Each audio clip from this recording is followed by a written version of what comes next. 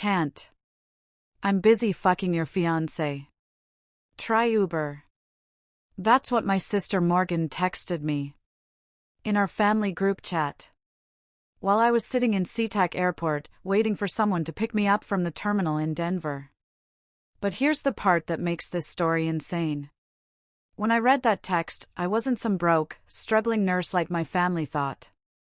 I was sitting on an $87 million acquisition offer for the healthcare tech company I'd secretly built over 5 years. My name is Claire Donovan, and 3 weeks ago, my baby sister destroyed me in the cruelest way possible. What she didn't know was that I had the power to destroy her right back. And I did. But let me back up, because the revenge? That's not even the best part. Welcome back to Revenge with Alice. If you're new here, thank you for clicking on this video. And to my incredible subscribers, you know I appreciate every single one of you.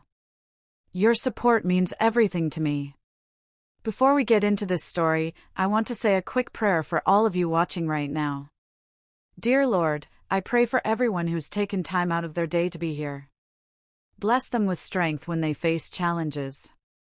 Give them courage when life gets difficult. Surround them with people who truly value them.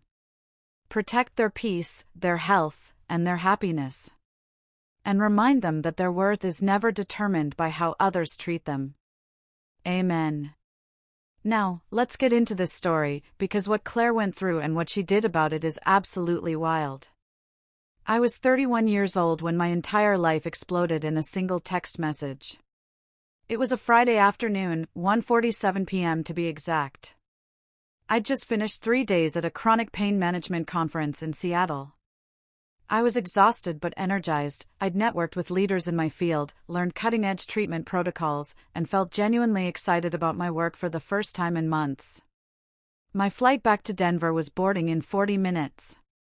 I was sitting at gate C7, sipping an overpriced latte, when I decided to text my family. I opened our group chat, Donovan Squad, a name Morgan had chosen years ago that always made me cringe a little. But I'd never bothered changing it because, well, it was just a family chat. No big deal, right? I typed, flight lands at 3 p.m, can someone pick me up? Hit send, set my phone down on the armrest. I expected the usual responses. Dad would probably volunteer. Mom would coordinate. Maybe Morgan would offer if she wasn't working. Just normal family logistics. My phone buzzed 30 seconds later.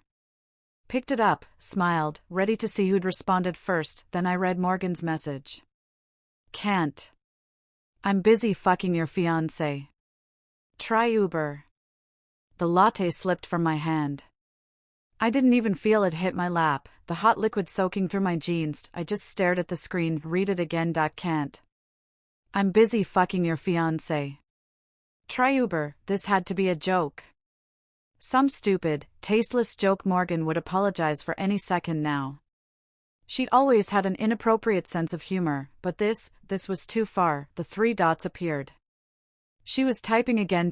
My heart started hammering against my ribs. Another message came through. Oh, and we've been together for 8 months. He's calling off the wedding. Sorry you had to find out this way. Actually, no, I'm not. You've always had everything handed to you. Nice to take something for once. I couldn't breathe. The airport sounds faded, the gate announcements, the crying baby 3 rows over, the businessman arguing on his phone. All of it became white noise as I watched my family group chat explode in real time. My mother's message appeared, Morgan. What on earth? Then my father, this is not appropriate for this chat. Call me immediately. But Morgan wasn't done. She never knew when to stop. She deserves to know. Derek and I are in love. Real love. Not the boring, comfortable bullshit she thinks is a relationship. He's been staying with me in Detroit every week. You know that work trip to Chicago? Yeah, that was us at the Ritz-Carlton. My hands were shaking so badly I could barely hold the phone. Claire, you're a good person. You're just not enough. Not for him. Not for anyone, really. That's why you became a nurse. You need to feel needed because no one actually wants you. Ma'am? Are you all right? I looked up.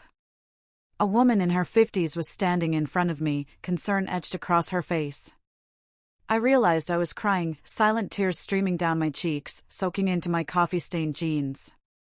I'm fine, I whispered. She didn't look convinced, but she nodded and walked away. My father's message, Morgan Patricia Donovan, this ends now. My mother, Claire, honey, please call us. This isn't, we need to talk, but all I could do was stare at Morgan's words, not enough. Not for him. Not for anyone. My thumb hovered over Derek's contact. I pressed call before I could talk myself out of it. He answered on the third ring. Claire. Not babe. Not hey, sweetie. Just my name. Flat. Resigned, like he'd been expecting this call. Tell me it's not true, I said. My voice came out broken, barely above a whisper. Silence. Derek, tell me my sister is having some kind of breakdown.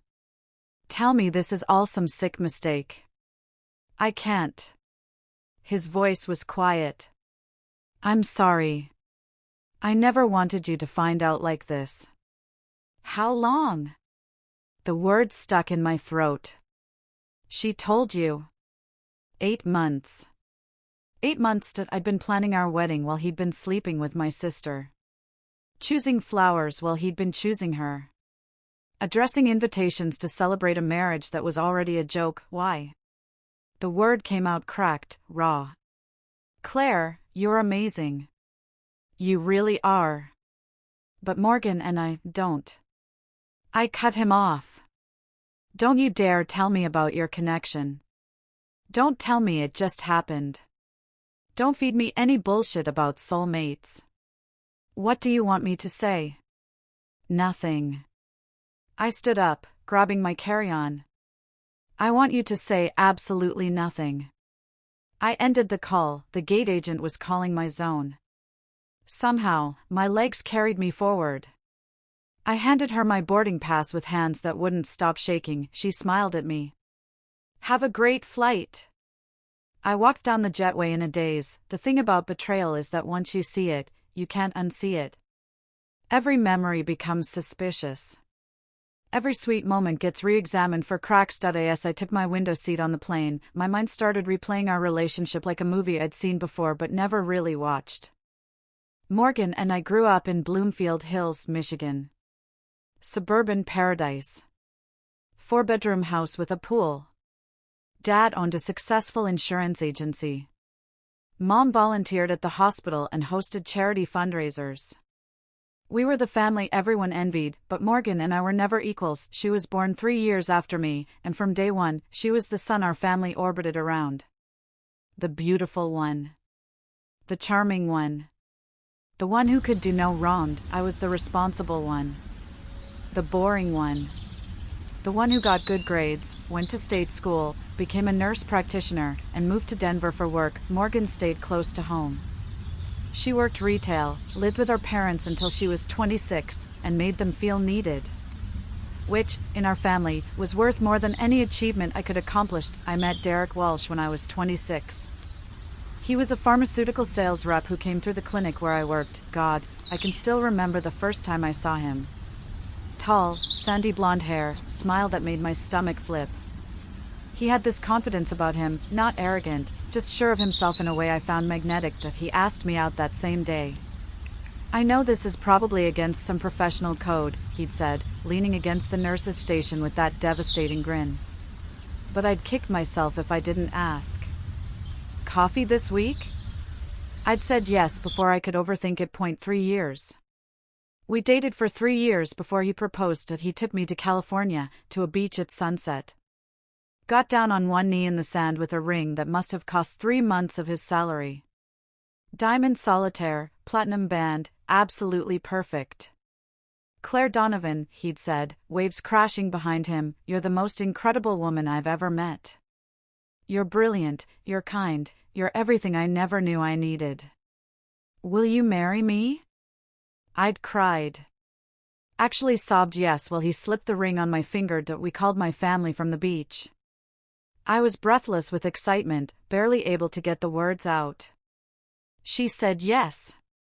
Derek had shouted into the phone when Dad answered. The celebration that followed felt real. Mom cried.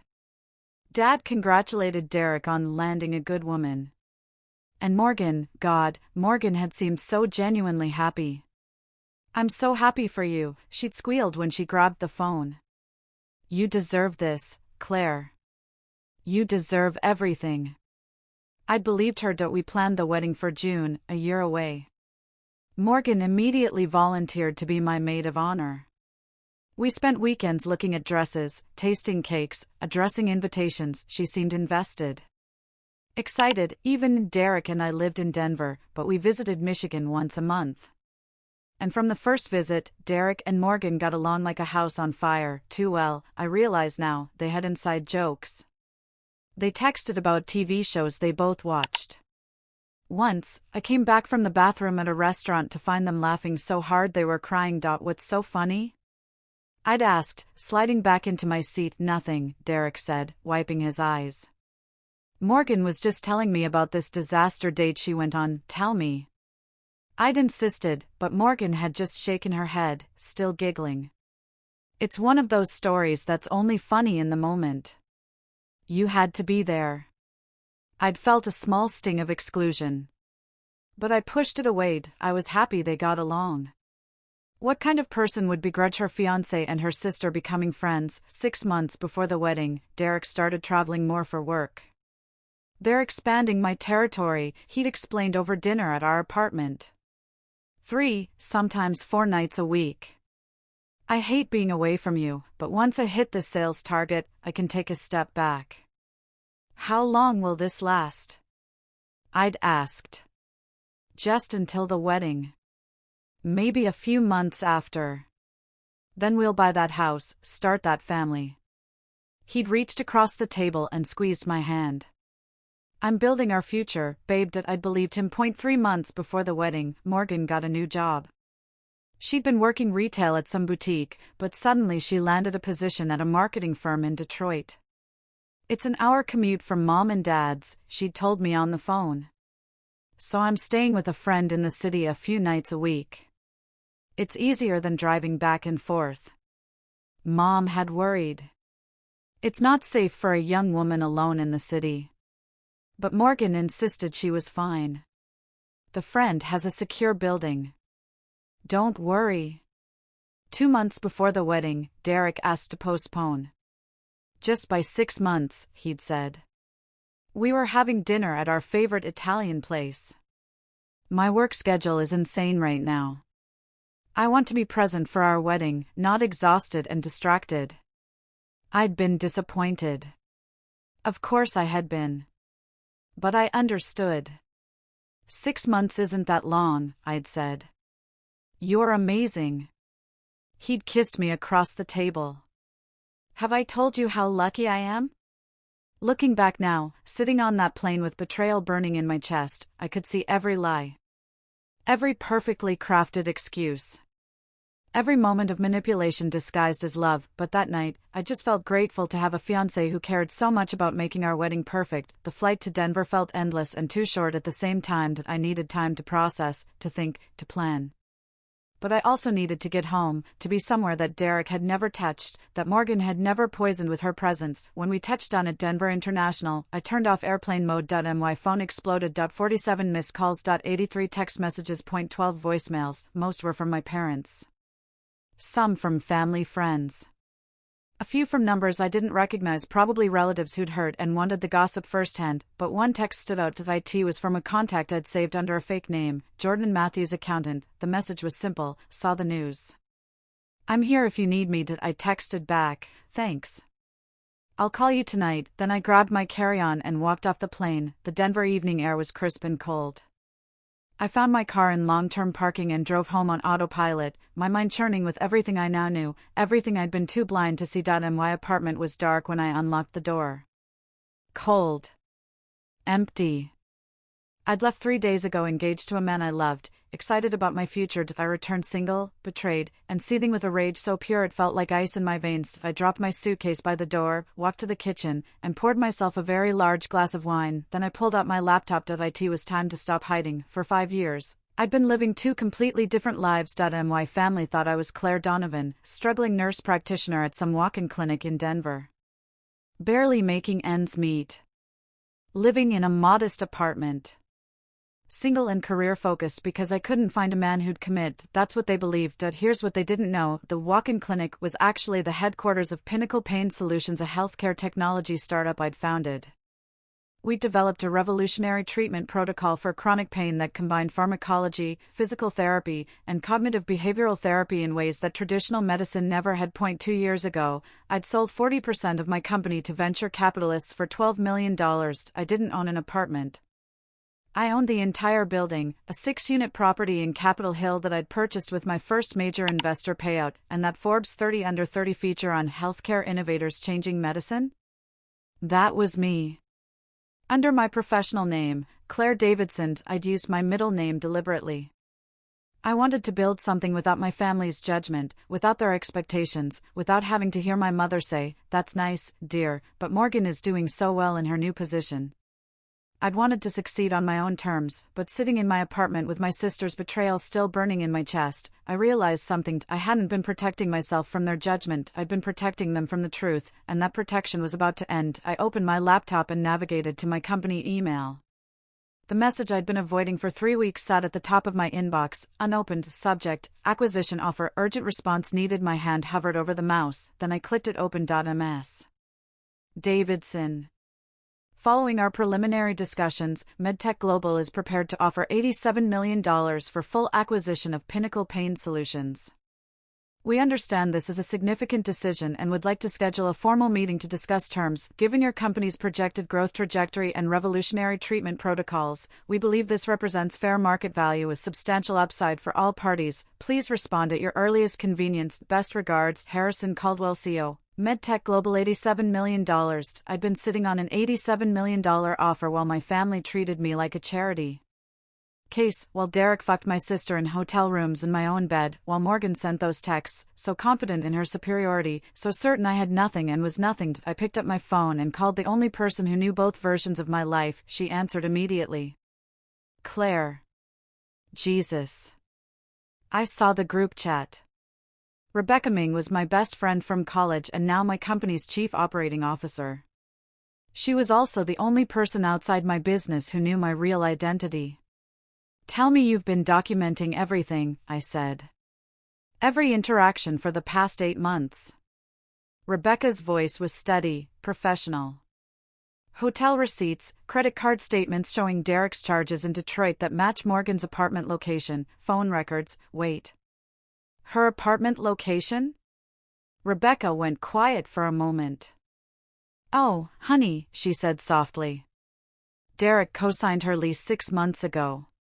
His name is on the utility bills. The apartment Morgan claimed was a friend's place. The marketing job she'd gotten so suddenly. All of it funded by my fiancé's money. Money he'd been saving for our wedding. Our future. Our life together.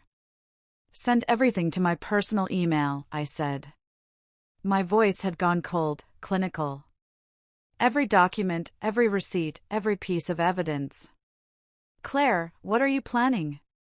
I took a long sip of wine and smiled for the first time since seeing Morgan's text.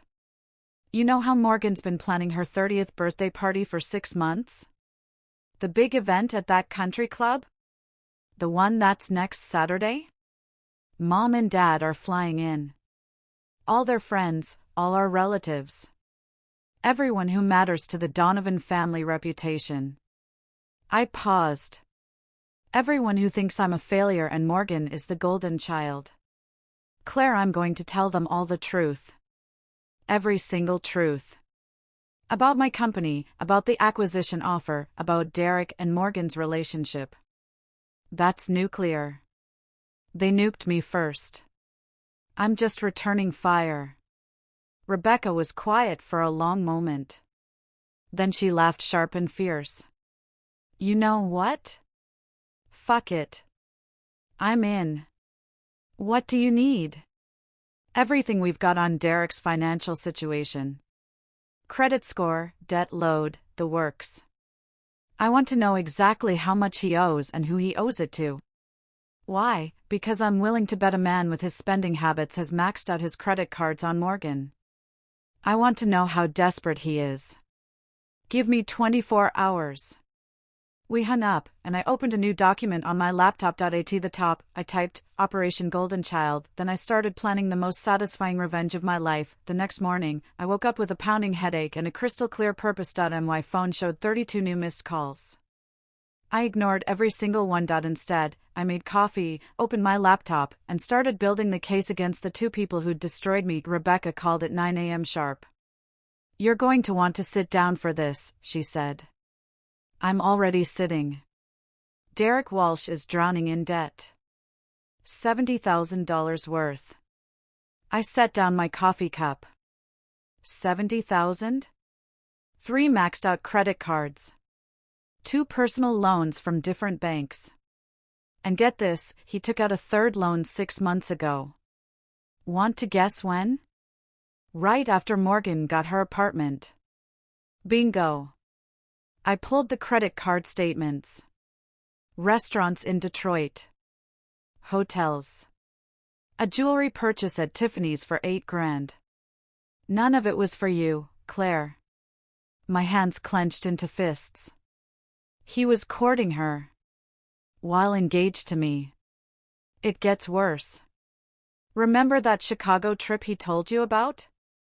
The one for work? The Ritz-Carlton. Morgan mentioned it in her text.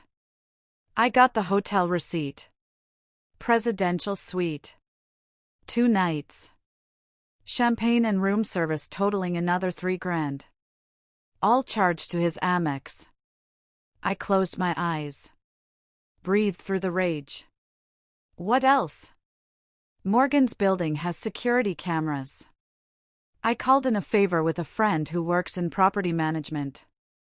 She pulled footage from the past 6 months. And? Derek's been going there too, sometimes 3 times a week. Always with an overnight bag. The timestamps match exactly with the nights he told you he was traveling for work.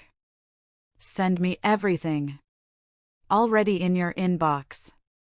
But Claire, there's something else you need to know. I waited. The lease on Morgan's apartment. Derek didn't just co-sign. He put down the security deposit. First and last month's rent. His name is on the utility bills, the internet service, everything. For all intents and purposes, he's been living there. The apartment was never Morgan's. It was theirs. A shared space they'd built together while I planned a wedding that would never happen. How much do I need to buy his debt? I asked. Rebecca was quiet for a moment. You're serious. Completely. It would take some financial maneuvering, but with your assets and connections? Probably a week. Maybe less if we call in favors. Do it. All of it. I want to own every penny he owes. Claire, that's I know what it is. Do it anyway. She sighed. You're the boss. I'll make the calls. After we hung up, I sat at my kitchen table and opened the folder Rebecca had sent, evidence. Mountains of it, credit card statements with charges in Detroit on dates Derek claimed to be in Chicago or Milwaukee or anywhere but with my sister, hotel receipts with room service orders for 2. Text messages Rebecca had recovered from Derek's cloud backup, messages he thought he'd deleted. Derek to Morgan, April 15th, can't wait to see you tomorrow. Claire thinks I'm in meetings all day. Morgan to Derek, May 2nd, she just sent me another bridesmaid dress option. This is torture. When are you going to tell her? Derek to Morgan, May 2nd, soon. I promise. After the wedding gets postponed, I'll end it. Morgan to Derek, June 8th, I'm tired of hiding. I want to go public. Derek to Morgan, June 8th, you will. Just give me time. She's going to fall apart when I tell her. I need to do this right. I read every message. Let each one cut deeper. They'd been planning this. Not for weeks, for months. This wasn't some spontaneous affair. This was calculated, deliberate, cruel, and that group chat text? That wasn't Morgan losing control, that was Morgan taking control. Telling me on her terms, in the most humiliating way possible. My phone rang. Mom, I declined the call. 30 seconds later, she texted, Claire, please. We need to talk about this. Morgan is devastated. I typed back, Morgan is devastated? Interesting priority. Then I blocked her number. Tuesday afternoon, Rebecca came to my apartment with her laptop and 3 thick folders. Financial destruction package, she announced, dropping everything on my dining table. Derek Walsh, soon to be bankrupt edition. We spread out the documents. Credit reports. Loan agreements. Payment histories. Here's what we're looking at, Rebecca said, pointing to a spreadsheet. If you buy his debt and call it all due in 30 days, he has 3 options. 1. Pay it all at once, which he can't because he has maybe $4,000 in savings. 2. Declare bankruptcy, which will destroy his credit and possibly cost him his job. 3. Try to negotiate with you, which won't work because you hold all the cards. How fast can we execute this? I've already made preliminary contact with 2 of his creditors. They're willing to sell.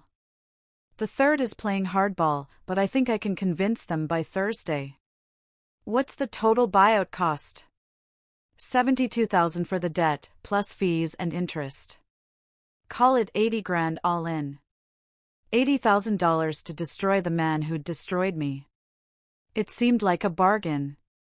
Do it, I said. Done. Rebecca made a note. Now, what about the party? I pulled out my phone and opened my calendar. Morgan's 30th is Saturday. I called the country club yesterday. Guest list is 215 people. Jesus. That's a wedding-sized party. It's Morgan. Everything has to be a production. I scrolled through the event details I'd gotten from Mom's assistant. Mom and Dad are flying in Friday. Extended family is coming from all over Michigan. Morgan's friends, Derek's colleagues, half the country club membership. You're really going to do this in front of everyone? I'm really going to do this in front of everyone. Rebecca leaned back in her chair. You know there's no coming back from this. You expose them publicly like that, your family will never forgive you. Good. I don't want their forgiveness. I want their recognition. Recognition of what? That they were wrong.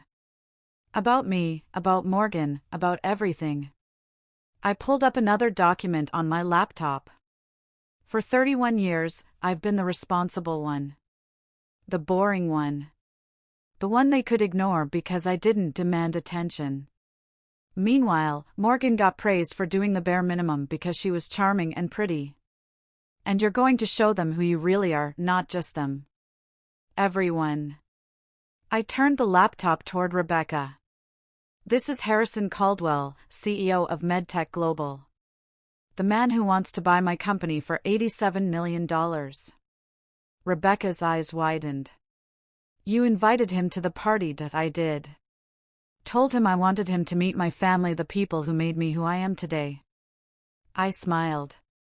He's been wanting to meet the mysterious Claire Davidson. I figured it was time. You're going to reveal your identity. Your company. Everything. Right there in the middle of Morgan's perfect party. While everyone's celebrating her golden life. Rebecca started laughing.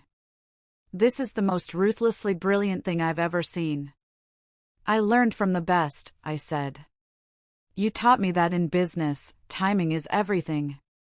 Well, your timing is about to be spectacular. She opened one of the folders. I also pulled Morgan's social media.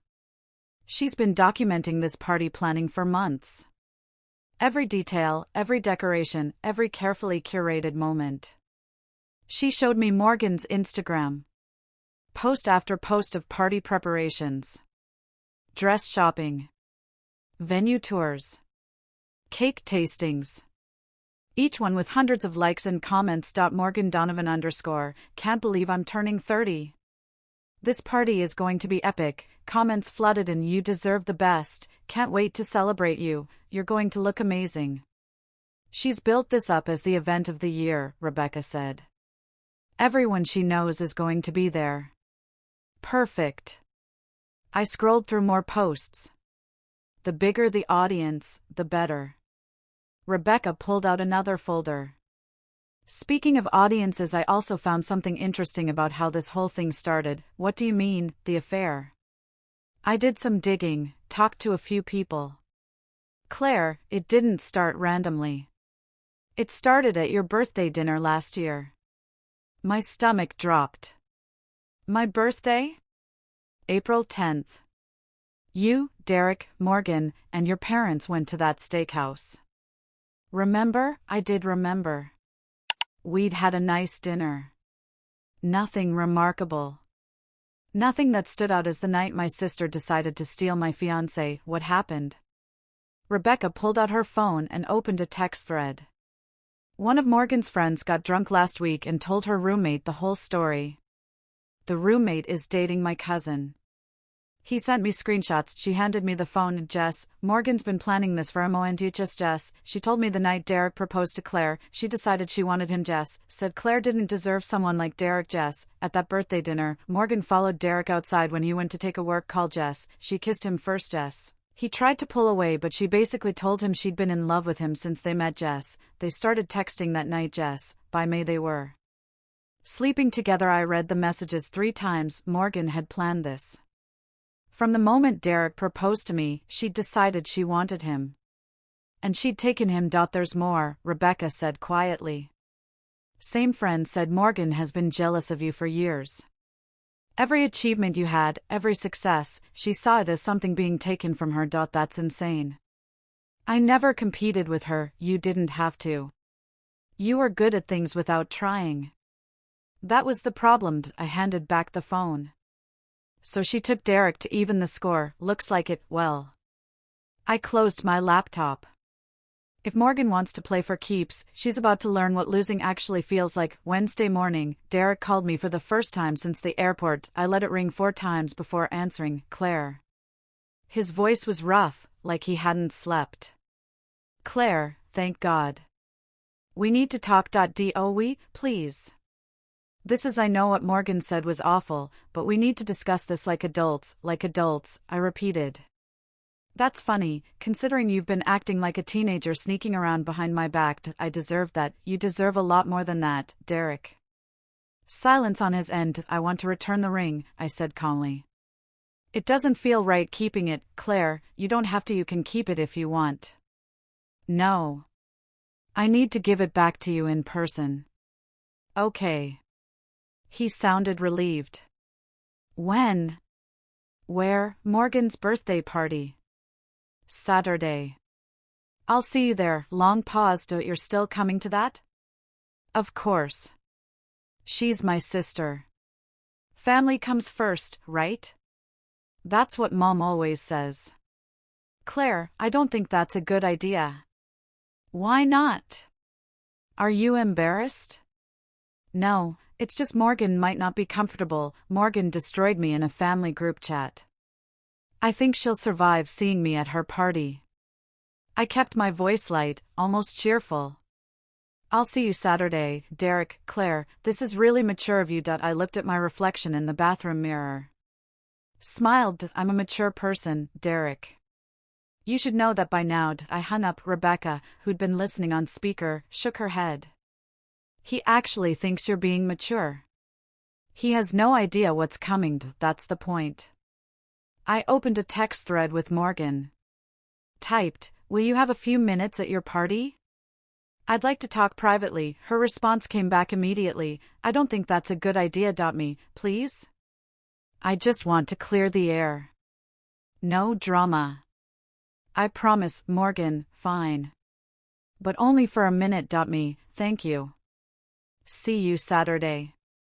Red heart. I showed Rebecca the exchange. She laughed. You're using heart emojis. That's cold. Everything about this is cold, I said. But it's going to burn hot on Saturday. Thursday, I went shopping, not at my usual stores. I went to the boutique on Larimer Street where Denver's elite shop. The kind of place where they serve champagne while you browsed. I found a black dress. Simple, elegant, expensive. It whispered wealth without screaming it. The kind of dress that made you look twice, made you wonder who was wearing it and why you didn't know their name. I bought my grandmother's pearls out of my safety deposit box, the real ones, worth more than most people's cars, heels that added 3 inches to my height. When I looked at myself in the dressing room mirror, I didn't see the forgettable older sister anymore. I saw a CEO. A woman worth close to $100 million. A woman who'd built an empire while her family built her a prison of low expectations. Friday afternoon, my parents called together. Conference call. I answered on the third ring. Claire, honey. Mom's voice was strained. We're at the airport, about to board our flight. We need to talk about Saturday. What about it? NWE think it would be best if you didn't come to Morgan's party. Why? Dad cleared his throat. This situation with Derek and Morgan, it's complicated. Emotions are high. We don't want any scenes. Scenes, I repeated. Like the scene Morgan made in our family group chat? That was wrong, Mom said quickly. We've spoken to her about it. But Claire, she's devastated. She didn't mean for things to happen this way. How did she mean for things to happen? Silence. I'm coming to the party, I said. I've already RSVP'd. I bought a gift. I want to celebrate my sister's birthday. Claire, I'll see you tomorrow, Mom. Have a safe flight. I hung up before they could argue. Rebecca looked up from her laptop. They're trying to keep you away. Of course they are. I'm the problem. Not Morgan, who slept with my fiancé. Not Derek, who lied for 8 months. Me, for existing and being upset about it. Well, they're about to find out exactly what kind of problem you can be. My phone buzzed. A text from Harrison Caldwell, looking forward to tomorrow evening. 8 p.m. at the venue, me, perfect. Thank you for coming. Harrison, wouldn't miss it. I'm curious to meet the family that produced someone as remarkable as you. I smiled. He had no idea how remarkable tomorrow was going to be. Friday night, I couldn't sleep. I kept thinking about Morgan. About Derek. About how this had really started. So I called Jess, Morgan's friend whose drunk confession had revealed the timeline. She answered hesitantly. Hello, Jess, this is Claire. Claire Donovan. Long pause. Oh my God. I need to know something. And I need you to be honest with me. I don't think I should. When did Morgan decide she wanted Derek? The truth. Jess was quiet for so long I thought she'd hung up. Then, the night he proposed to you. Tell me everything. Claire, I don't want to hurt you more, I'm already hurt. I want to understand why. Another long pause. Then Jess started talking. We were at Barley's, our usual bar. Morgan came in around 10, and I could tell something was wrong. She ordered 3 shots back to back, which she never does. Finally, I asked what happened. What did she say? She said you'd called her. That Derek had proposed. That you were engaged, and she started crying. Like, full-on sobbing in the middle of the bar. She said it wasn't fair. That you always got everything, the good grades, the good job, the good guy. That she was so tired of being second to you. My chest tightened. I told her that was crazy. That she had plenty going for her. But she kept saying you didn't deserve Derek. That you didn't even appreciate him properly. That you were always working, always focused on your career, never making him a priority. That's rich, considering, I stopped myself. What else? She said she was going to take him from you. I thought she was drunk and talking nonsense. But then at your birthday dinner, I guess she made her move. She kissed him, yeah. He told her it was wrong, that he loved you. But Morgan didn't give up. She started texting him. Started showing up at places she knew he'd be. Wore these this is awkward, wore these outfits that were really revealing. Flirted constantly, and eventually it worked. By May, they were sleeping together. Morgan told me Derek said you guys had been having problems. That you were distant, cold. That the relationship was already over in his mind. I laughed bitterly. We weren't having problems. I was working on building a company. But I guess Derek couldn't handle dating someone with ambition. I'm sorry, Jess said quietly. For what it's worth, I told Morgan this was wrong. That you didn't deserve this. But she said you'd never know. That they'd wait until after you broke up naturally, then start dating publicly. Except I didn't break up with him. No. So Morgan got impatient. She wanted to go public. Derek kept stalling. Finally, last week, Morgan said she was done hiding. That if Derek wouldn't tell you, she would. The group chat, yeah. Derek was furious when he found out what she did. They had a huge fight. But by then it was too late. I closed my eyes. Thank you for telling me. Claire? I know this doesn't help, but Morgan has been spiraling. She's obsessed with her party tomorrow. She thinks if it's perfect enough, people will forget about what she did. They won't, I said. Trust me. After tomorrow, no one will forget. I hung up and sat in the dark of my apartment. Morgan hadn't just taken Derek on impulse. She'd hunted him. Pursued him. Broken down his resistance over months, all because she was jealous. Because my success made her feel small. Well, tomorrow she was going to see exactly what real success looked like, and it was going to destroy her. I woke up at 6 a.m. on Saturday morning feeling nothing. No anxiety. No fear. No second thoughts, just a cold, clear sense of purpose. I went to the gym first. Ran 5 miles on the treadmill while watching the sunrise through the windows. Sweat out the last of my nerves. Back home, I showered, dried my hair, and stared at my reflection. This was it. The moment everything changed. My phone buzzed. Rebecca, financial package is complete. Derek's debt transfers to you at noon. Legal documents are being filed as we speak. Me, perfect, Rebecca. Harrison confirmed he'll be there at 8 p.m. sharp. You ready for this? Me, I've been ready my whole life. At 1 p.m., I went to the spa. The works, hair, nails, makeup.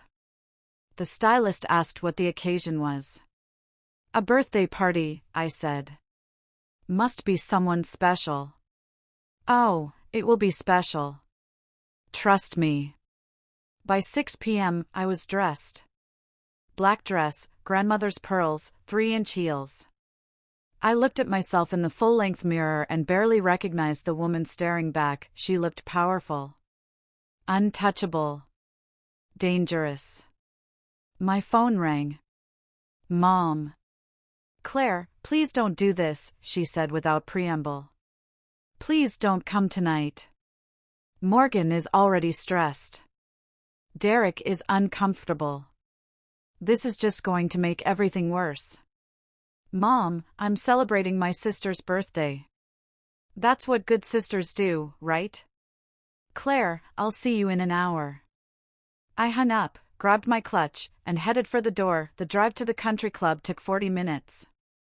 40 minutes to rehearse what I was going to say.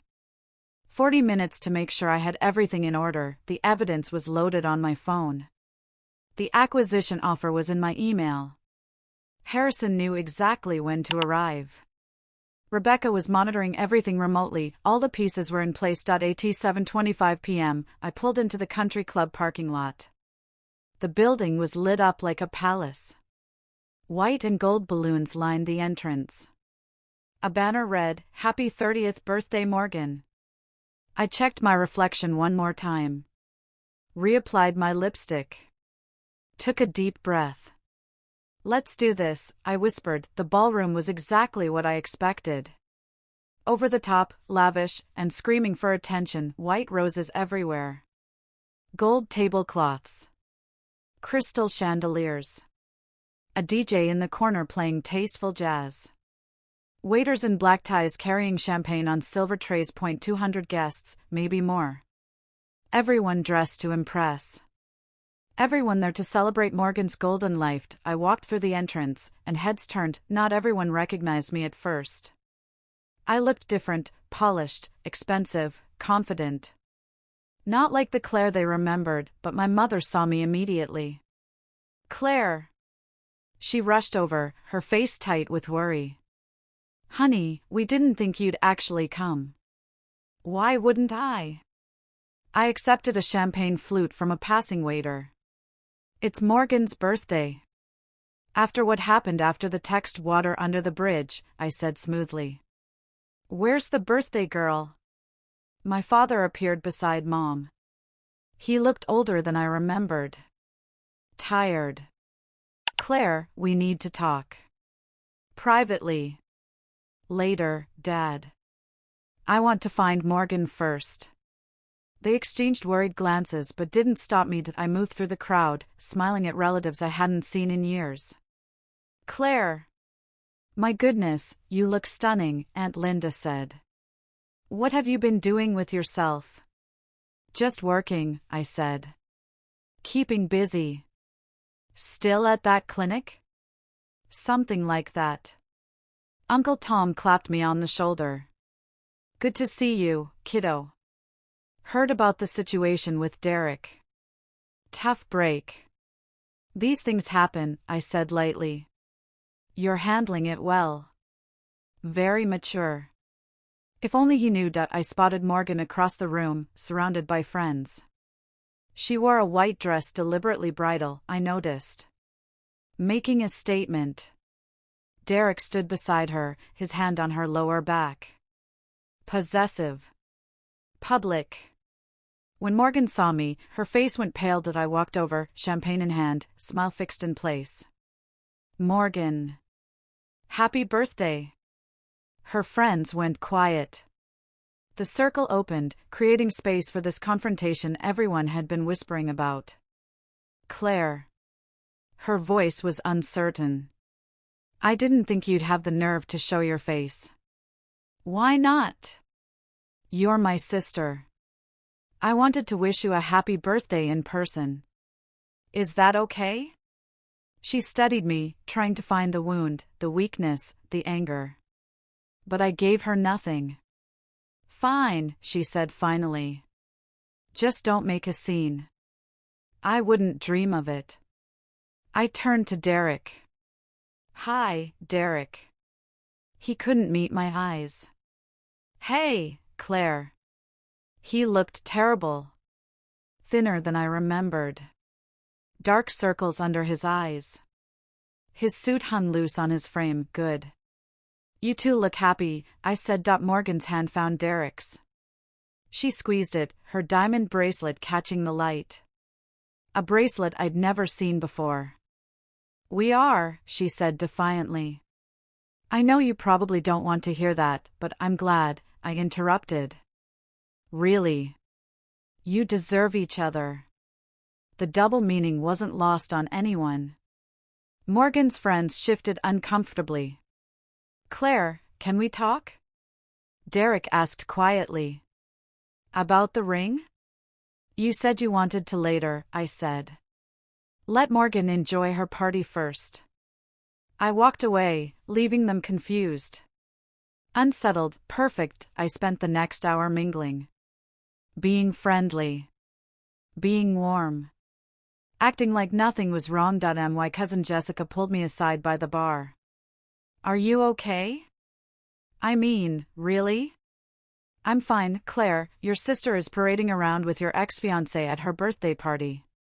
You can't be fined, I promise you, Jess. I'm better than fine. She didn't look convinced, but she let it go. At 7:50 p.m., my phone buzzed. Harrison, arriving in 5 minutes. Where should I find you? Me, center of the ballroom. Woman in black dress by the bar. Harrison, see you soon. I checked my phone one more time. Everything was ready. The Forbes article. The company documents. The evidence of Derek and Morgan's affair. The acquisition offer, all of it was about to go public. At 7:55 p.m., the DJ announced it was time for Morgan to cut her cake. The crowd gathered around a massive 3-tier cake, white frosting with gold accents, of course. Morgan stood in front of it, Derek beside her, both of them smiling for the photographer. Before we cut the cake, Morgan said into a microphone someone handed her, I want to thank everyone for coming tonight. Turning 30 is a big milestone, and having all of you here means everything to me. Applauded. I especially want to thank my parents for throwing this amazing party. And of course, Derek, for being by my side through everything. She kissed him. Right there in front of everyone. A long, deliberate kiss that was designed to hurt me. The crowd clapped awkwardly. Some people looked uncomfortable. Others whispered behind their hands. I sipped my champagne and smiled. Now, Morgan continued, let's celebrate. The DJ started playing upbeat music. Waiters moved forward with cake plates, and I started walking toward the DJ booth. Excuse me, I said quietly to the DJ. Can I borrow the microphone for just a moment? He looked uncertain. I don't know if it'll just take a minute. I want to say something about my sister. He glanced at Morgan, who was laughing with her friends, oblivious. Sure, he said, handing it over. Go ahead.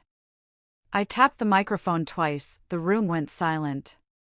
Conversation stopped mid-sentence. People turned to look at me. Morgan's face went from confused to horrified in seconds. Claire, what are you? Hi everyone, I said, my voice carrying through the speakers. For those who don't know me, I'm Claire Donovan, Morgan's older sister. Morgan started moving toward me. Claire, I just wanted to take a moment to celebrate my sister on her special day. 30 years old. It's a huge milestone. The crowd relaxed slightly. This seemed normal. A sister giving a birthday toast. Morgan, you've always been the star of this family, I continued. The beautiful one. The charming one. The one everyone doted on. Mom was shaking her head frantically. Dad had gone very still, and I've always been, well, the other one. The dependable one. The one who became a nurse because, as Morgan so eloquently put it in her text last week, I need to feel needed because no one actually wants me. Gasps ran through the crowd like a wave. Aunt Linda's hand flew to her mouth. Uncle Tom's face went red. Claire, stop this right now, Mom hissed from the front. You see, Morgan sent me a text last Friday. While I was sitting in an airport, waiting for someone to pick me up. Would you like to know what it said, Claire? Morgan screamed, but I kept going, she said, and I quote, can't. I'm busy fucking your fiancé. Try Uber. The room erupted. Shocked gasps. Someone dropped a glass. The crash echoed. That was just the opening line, I said. The messages that followed were even better. She told our entire family in our group chat that she and Derek had been together for 8 months. That he was calling off our wedding. That I wasn't enough for him. For anyone. Morgan was crying now. Real tears streaming down her face, ruining her makeup. Derek stood frozen, his face white as paper. But here's the thing, I continued, my voice steady and strong. I haven't been entirely honest with any of you. About my life. About my career. About who I really am. Claire, please. Dad tried. I pulled out my phone and connected it to the venue's projection system. The screen behind me lit up, Forbes 30 under 30. My face. My real name. I'm not actually a struggling nurse practitioner, I said. That was, let's call it a cover story. The Forbes article filled the screen. Clear as day. My professional photo. The headline, Healthcare Innovators Changing Medicine. I'm the founder and CEO of Pinnacle Pain Solutions. We're a healthcare technology company that's revolutionized chronic pain treatment. Current valuation? Just over $200 million. The room exploded in shocked whispers. People pulling out their phones, Googling my company name. Claire, you're lying. Morgan shrieked. Am I? I switched to the next slide. Me shaking hands with the governor of Colorado at a healthcare innovation summit. Next slide. Me speaking at a medical conference in front of 500 people. Next slide. Me receiving an award from the American Medical Association. Next slide. My company's growth chart, showing revenue climbing year over year. Still lying? I asked Morgan. She couldn't speak. Just stood there, mouth open, mascara running. But wait, I said. There's more. Next slide. The acquisition offer from MedTech Global. $87 million, I said conversationally. That's what MedTech Global has offered me for my company. Not bad for someone who needs to feel needed because no one actually wants her. Derek had turned from white to green. He looked like he might throw up. Now, while I've been building my little empire quietly, privately, without any of you knowing, Morgan has been building something too. A relationship. With my fiancé. I switched to the next slide. Security footage from Morgan's apartment building. Date and timestamp clearly visible. Derek entering with an overnight bag. This is from October 15th. The night Derek told me he was flying to Milwaukee for a sales conference. Next slide. Another security footage clip. Different date. October 22nd. He told me he was in Chicago. Next slide. Hotel receipts from the Ritz-Carlton. The work trip Derek mentioned. Presidential suite. 2 nights. $3,000 in room service charges. The crowd was completely silent now. Even the waiters had stopped moving. 8 months, I said. They've been together for 8 months. But it gets better. Next slide. The apartment lease agreement. Derek's signature right next to Morgan's. Derek co-signed Morgan's lease 6 months ago. He paid the security deposit. First and last month's rent. His name is on the utility bills, the internet service, everything. Morgan was sobbing openly now. Her friends had backed away from her. Some were filming on their phones. That apartment Morgan claimed was a friend's place? That was their apartment. The one Derek was funding while telling me he was saving for our wedding. Next slide. Credit card statements. Charges highlighted in yellow. And speaking of finances, I pulled up Derek's credit report. His debt load displayed for everyone to see. $70,000 in debt. 3 maxed-out credit cards. 2 personal loans. All of it spent on impressing my sister while I thought we were building a future together. Derek's face had gone from green to purple. Claire, you can't, that's private, so is my bed, I shot back. But you didn't seem to care about privacy when you were sleeping with my sister in it. Mom made a sound like a wounded animal. Several people in the crowd were nodding. Others looked disgusted. Morgan's friends were whispering, phones out, recording everything. You bitch! Morgan lunged toward the stage. Dad caught her, holding her back. She fought against him, screaming, makeup completely ruined now. But you know what? I said, turning to face her directly. I'm not here for revenge. Then what do you want? She screamed. I'm here to say thank you. The room went silent. What? Morgan's voice cracked. Thank you for taking Derek. Thank you for showing me exactly who he was before I married him. Thank you for being so spectacularly, viciously cruel that I finally woke up. I stepped down from the stage area and walked toward her. I spent my entire life making myself smaller so you could shine brighter. I hid my success so you could feel special. I dimmed my light so you wouldn't feel overshadowed. I stopped 3 feet from her. But you know what, Morgan? I'm done. I'm done apologizing for being successful. I'm done pretending to be less than I am. I'm done caring what any of you think. The main doors of the ballroom opened. Harrison Caldwell walked in, 6 feet 3 inches of pure executive presence. Impeccably dressed in a charcoal suit that probably cost more than Derek made in a month. Every eye in the room turned to him. He crossed the ballroom with confident strides, heading straight for me. "Ms. Davidson," he said, extending his hand. "Pleasure to finally meet you in person." I shook his hand. "Mr. Caldwell. Thank you for coming." "Davidson?" Dad croaked from where he was still holding Morgan back. "Who's Davidson?" "My professional name," I explained. "Claire Davidson. I wanted to build something without the Donovan name attached to it. Turns out I didn't need it." Harrison looked around at the stunned faces, the overturned champagne glasses, the ruined birthday cake. "Did I interrupt something?" he asked. "Just a family celebration," I said. "My sister's birthday party.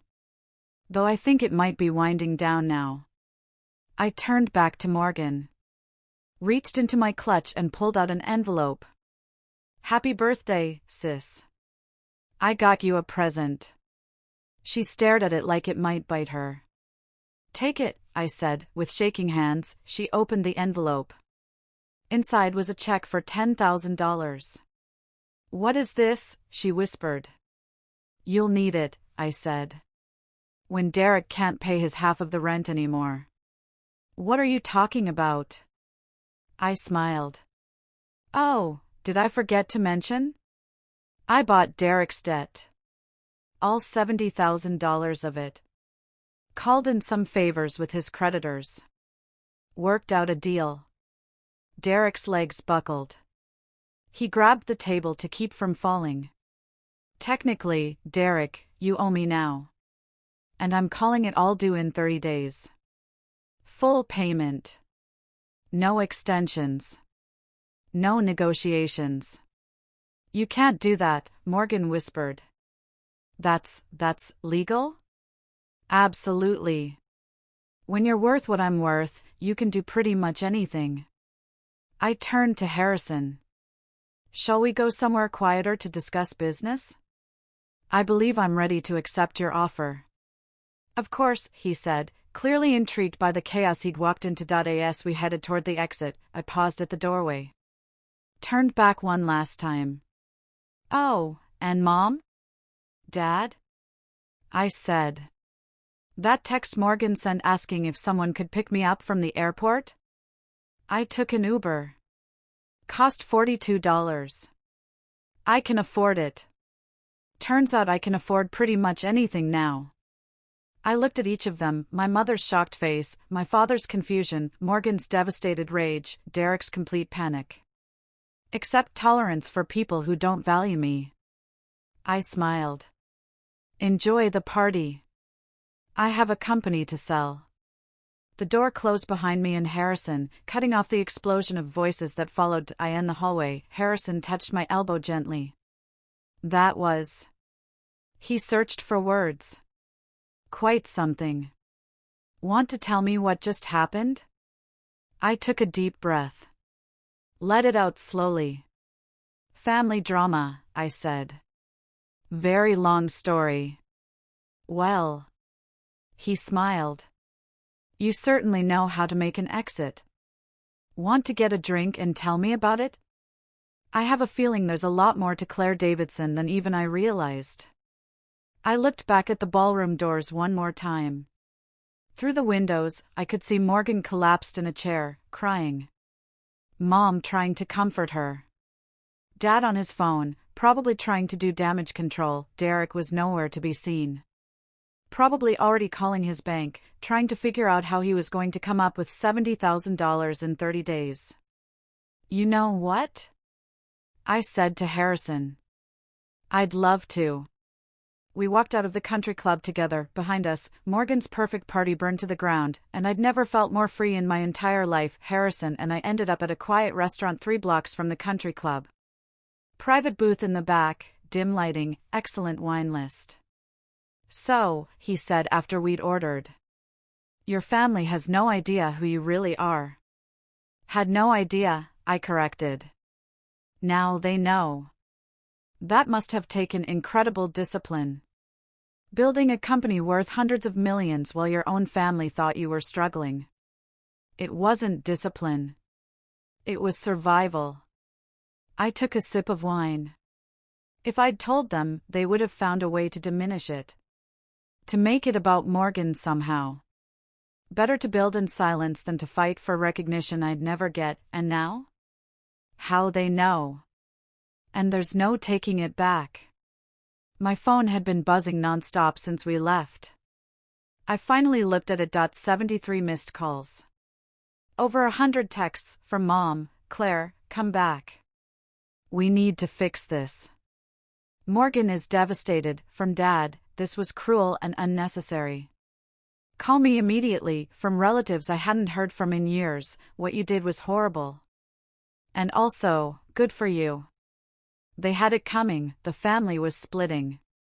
Some defending Morgan, others finally seeing the truth, but the most interesting texts were from people who weren't family at all. Morgan's best friend, I can't believe she did that to you. I'm so sorry. Derek's colleague, we all suspected something. He's been erratic for months, even Morgan's boss, just saw the video. Morgan won't be returning to work. This violates our ethics policy. Video? I looked up at Harrison. He pulled out his phone and showed me. Someone had live-streamed the entire confrontation. It had already been viewed 40,000 times, the comments were brutal. This is what happens when the golden child gets exposed, that sister is a queen. Imagine building a whole empire in secret. Derek is about to lose everything. Love it. You've gone viral, Harrison said. The business community is already talking.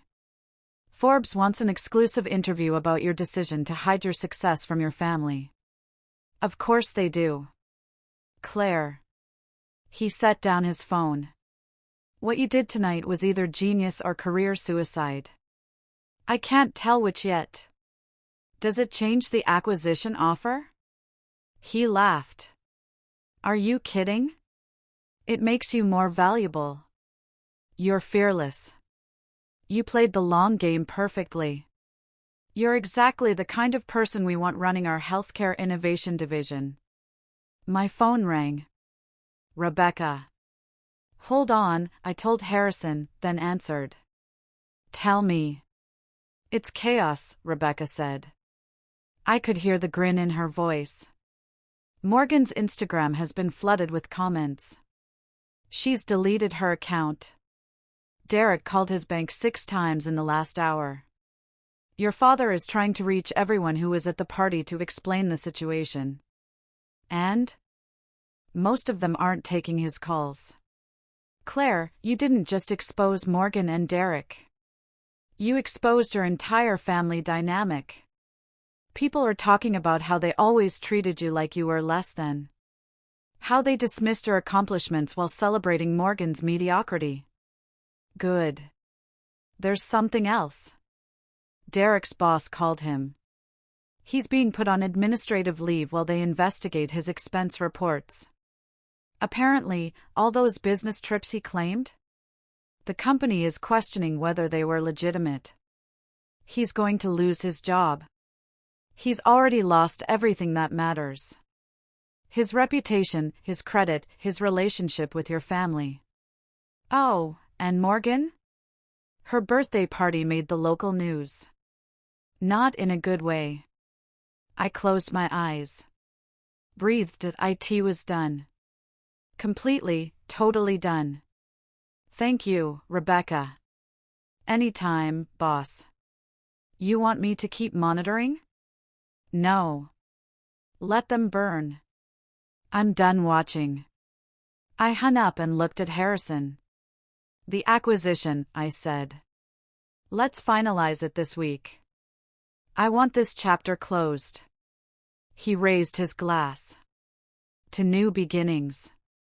We clinked glasses, and for the first time in 8 months, I felt the weight lift from my shoulders. The next 3 weeks were a storm I watched from a distance. Morgan moved back in with our parents. She had no choice. Derek couldn't pay rent, and she couldn't afford the apartment alone. Derek declared bankruptcy on day 28. He couldn't come up with $70,000. His pharmaceutical license was under review for ethics violations related to his expense reports. His car was repossessed. His credit was destroyed. My parents tried to hold on to their dignity, but the country club incident had spread through their entire social circle. Mom resigned from 2 charity boards before they could ask her to leave. Dad lost 3 major insurance clients who said they needed to re-evaluate their partnerships. The Golden family wasn't so golden anymore, but the consequences I cared about most were the ones that showed people's true nature. Uncle Tom called me personally. "Claire, I owe you an apology. We all treated you like you were the family disappointment. Turns out you were the only one actually building something real. Cousin Jessica sent flowers with a note. I always knew you were special. Wish I'd said it more." Even some of Morgan's friends reached out. One told me she talked about you constantly. Always comparing herself to you. Always saying she was prettier, more charming, more loved. I think she hated that none of it made her feel successful. But the person I never expected to hear from was Jess, Morgan's closest friend. She called on a Tuesday afternoon. "Claire, I need to tell you something. Something Morgan made me promise never to tell anyone." "What?" "When you guys were kids, Morgan found your diary. You wrote about wanting to be a doctor, about your dreams of starting a medical company. She told me she ripped those pages out and threw them away because she didn't want you to have dreams bigger than hers." My breath caught. "She's been sabotaging you your whole life," Jess continued. "Small things. Telling your mom you didn't want to go to that science camp when you did. Accidentally spilling coffee on your college applications. She was terrified you'd outshine her. Why are you telling me this now?" "Because you deserve to know. And because Morgan hasn't learned anything. She still thinks she's the victim. She's telling people you ruined her life out of jealousy." I laughed. Actually laughed. "Let her tell her story," I said. "The truth is already out there." After I hung up, I sat with that information for a long time. Morgan hadn't just betrayed me recently. She'd been doing it for decades, and I'd finally stopped letting her point. 4 weeks after the party, Dad showed up at my office. My assistant tried to turn him away, but I told her to let him in. He walked into my office looking older. Smaller. Nothing like the man I remembered. "Claire." He sat down without being invited. "We need to talk." "Do we?" "Your mother is devastated. Morgan is seeing a therapist 3 times a week. This whole situation has destroyed our family." "I didn't destroy anything, Dad. I just stopped pretending. You humiliated your sister in front of 200 people.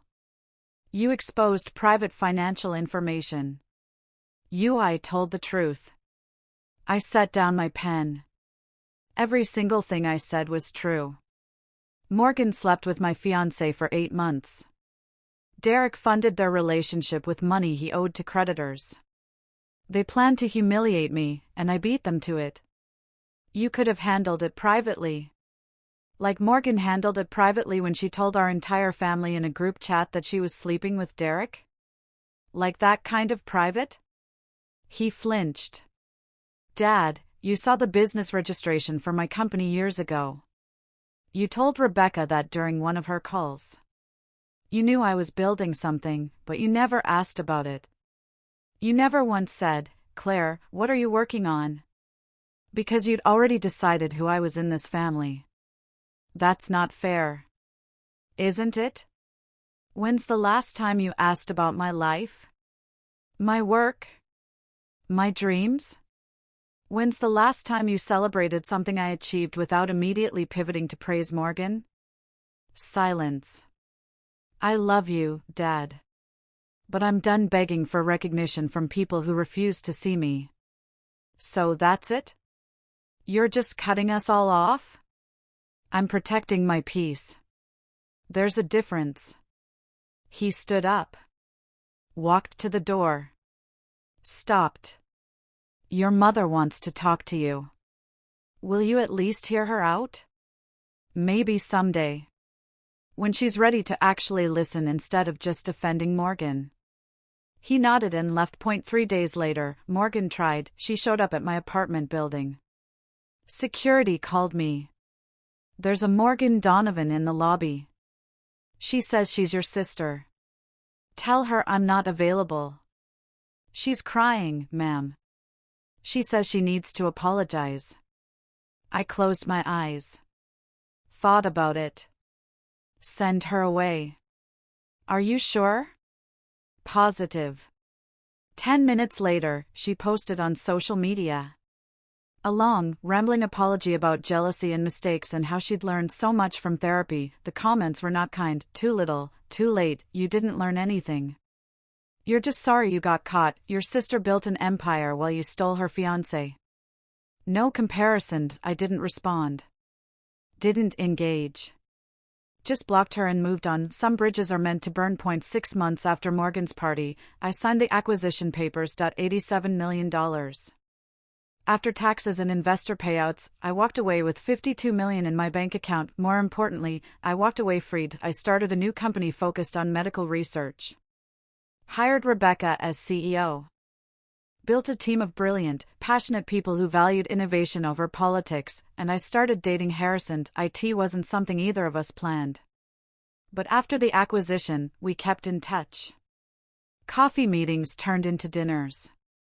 Dinners turned into late-night conversations about building businesses and changing healthcare. He understood ambition. He valued competence. He never once asked me to be smaller, quieter, less.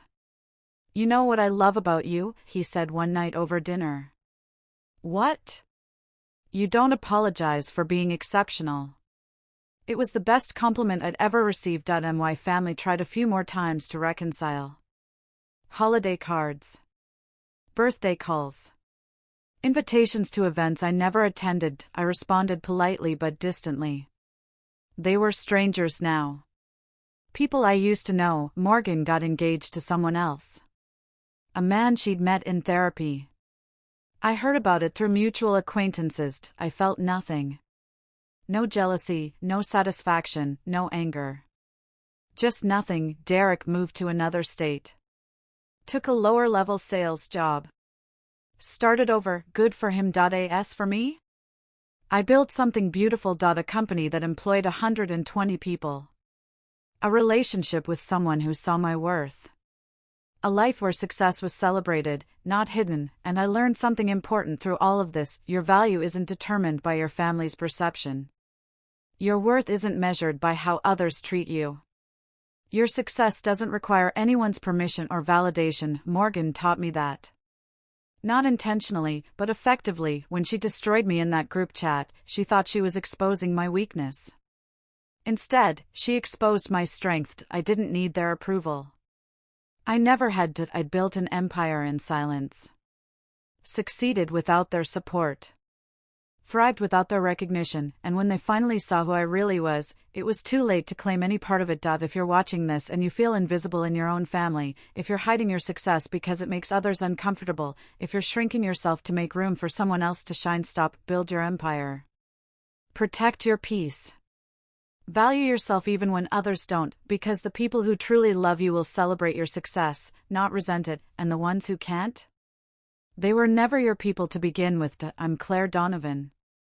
CEO, entrepreneur, and the sister who refused to stay invisible, and I never, ever texted in a family group chat again. If this story resonated with you, hit that like button. If you've ever had to choose between family approval and self-respect, drop a comment below. Your story might help someone else who's struggling with the same choice. Subscribe to Revenge with Alice for more stories about people who refuse to accept the roles their families assign them. Because sometimes the best revenge isn't revenge at all, it's building a life so successful that their opinions no longer matter. Remember, your worth was never determined by their inability to see it. You were always enough. You were always valuable. You just needed to believe it yourself. Thanks for watching. Until next time, protect your peace and know your worth.